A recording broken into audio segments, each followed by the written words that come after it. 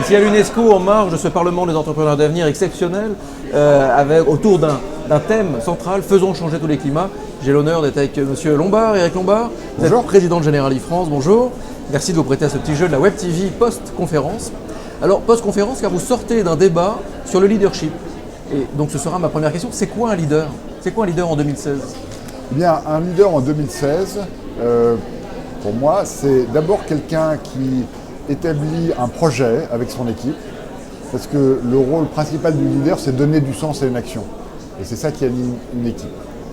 Et puis, c'est aussi celui qui fixe un état d'esprit, une façon de travailler ensemble, qui permet à une entreprise, à une administration, de remplir sa mission et de progresser. Donc en gros, c'est donner vraiment les conditions d'un projet et faire en sorte, mais d'ailleurs je vais lire justement, il y a un tweet qui a pas mal tourné hier, on fait progresser une entreprise autour d'un projet partagé, ça vient de vous, ça résume parfaitement ce que doit être un leader. Il y a deux choses essentielles, le projet, parce que ce qui mobilise les personnes, c'est bien le projet, c'est bien le sens, quel est le rôle de mon entreprise. Chez Generali, notre rôle est de servir nos clients, de protéger nos clients, de gérer leur épargne.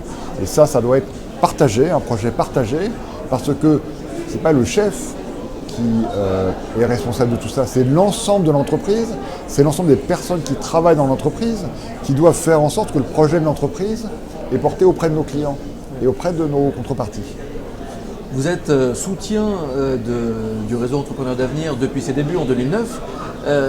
En quoi est-ce un engagement fort de la part de Generali et de votre part à vous en tant que patron également, en tant que leader? Alors, Entrepreneurs d'Avenir, pour nous, c'est quelque chose de très important avec lequel on a beaucoup de résonance, que je résumerai de la façon suivante. Ma compréhension de ce que c'est qu'un entrepreneur d'avenir, c'est un entrepreneur qui fait la synthèse entre la responsabilité de l'entreprise vis-à-vis de son environnement, et c'est la semaine de la COP21, il faut sauver la planète, c'est une urgence absolue, une responsabilité sociale, l'entreprise c'est des hommes et des femmes, et l'entreprise c'est d'abord les hommes et les femmes qui travaillent, mais aussi, troisième point, pour que l'entreprise soit durable, il faut qu'elle soit rentable, il faut qu'elle soit efficace. Et ces trois objectifs, l'objectif environnement, l'objectif social et l'objectif de rentabilité, ils sont convergents, ils ne sont pas divergents. Et ce que je trouve très puissant dans le projet Entrepreneurs d'Avenir, c'est bien d'avoir mis en convergence ces sujets, d'avoir mis les entreprises en réseau. Donc tout ça est très fécond, tout ça est très moderne, tout ça correspond tout à fait à ce dont on a besoin au XXIe siècle. Et cette approche globale, transversale, interdépendante, finalement, ça donne un écho à ce thème « Faisons changer tous les climats ». Oui, parce que tous les climats sont liés. C'est clair que si la planète disparaît, voilà, par construction, tout le monde aura des difficultés, mais ça vaut pour chaque élément. Si l'entreprise, qui a la façon de créer des richesses dans ce monde, ne fonctionne pas bien, nous ne pourrons pas financer la transition énergétique, nous ne pourrons pas financer l'évolution vers un monde moins polluant, qui met moins la planète en danger.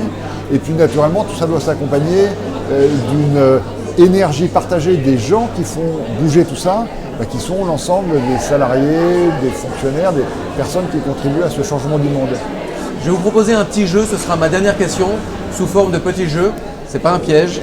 C'est en gros, vous fermez les yeux et vous imaginez que vous avez absolument tous les pouvoirs, aucun contradicteur bien sûr, et vous avez une décision à prendre, une décision qui peut vraiment nous faire aider à changer tous les climats. Ce serait quoi comme décision? Eh bien, nous devons impérativement modifier notre façon de consommer l'énergie et les investissements doivent aller vers une accélération de tout ce qui est notamment énergie solaire. L'énergie solaire aujourd'hui fonctionne, l'énergie éolienne fonctionne. Et donc un programme d'investissement qui consiste à aller vers ces énergies propres et à fermer les centrales à charbon et à fermer toutes ces industries qui sont en train de tuer la planète me paraît être une urgence absolue, parce que sauver la planète est l'urgence. Super mot de la fin. Merci Monsieur Lombard. Merci à vous.